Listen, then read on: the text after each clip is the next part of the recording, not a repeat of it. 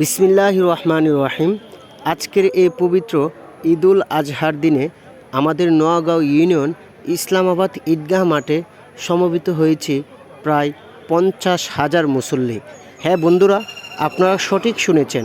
আজকে আমাদের নোয়াগাঁও ইউনিয়ন ইসলামাবাদ ঈদগাহ ময়দানে প্রায় 50,000 মুসল্লি কাঁধে কাঁধ মিলিয়ে মহান আল্লাহ পাক রব্বুল আলামিনের দরবারে মাথা নত করে ঈদের জামাত আদায় করেছি।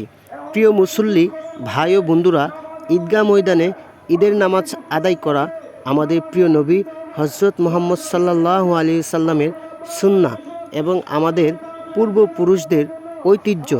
দুই ঈদের নামাজ ঈদগাহ মাঠে গিয়ে পড়ার ব্যাপারে আমাদের প্রিয় নবী হজরত মুহাম্মদ সাল্লাল্লাহু আলাইহি সাল্লাম হাদিস শরীফের মধ্যে বিশেষভাবে তাগিদ দিয়েছেন যেন প্রত্যেক মুমিন মুসলমান দুই ঈদের নামাজ ঈদগাহ মাঠে গিয়ে আদায় করেন। ঈদগাহের এই বিশাল মিলন মেলা আমাদের মাঝে ভ্রাতৃত্ববোধ ও মিলনের এক অনুপম দৃষ্টান্ত পালন করে। অথচ দুঃখজনক হলেও সত্য যে বারবার ঈদগাহ কমিটি থেকে বলার পরেও আমাদের নোয়াগাঁও ইউনিয়নের বিভিন্ন এলাকার মুসল্লিরা ঈদগাহে না এসে তারা মসজিদে ঈদের নামাজ আদায় করেছেন।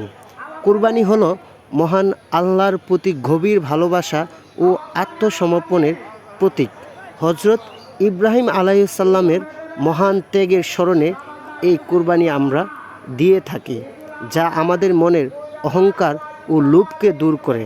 আসুন আমরা সকলে মতভেদ ভুলে গিয়ে আগামীতে ঈদগাহে এসে ঈদের নামাজ আদায় করি এবং আমাদের ঐতিহ্য ও ধর্ম নিয়মকে সম্মত রাখি।